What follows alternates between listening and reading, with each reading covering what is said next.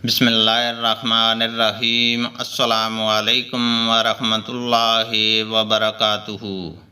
हदीस नबी सल्लल्लाहु अलैहि वसल्लम है, नबी करीम सल्लल्लाहु अलैहि वसल्लम फ़तह मक्का के मौका पर क़दा से दाखिल हुए थे।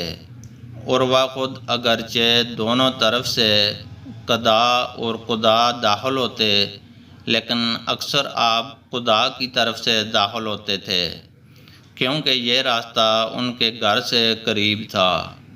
अबू अब्दुल्ला इमाम बुखारी रहमहुल्लाह ने कहा कि क़दा और क़ुदा दो मकामात के नाम हैं।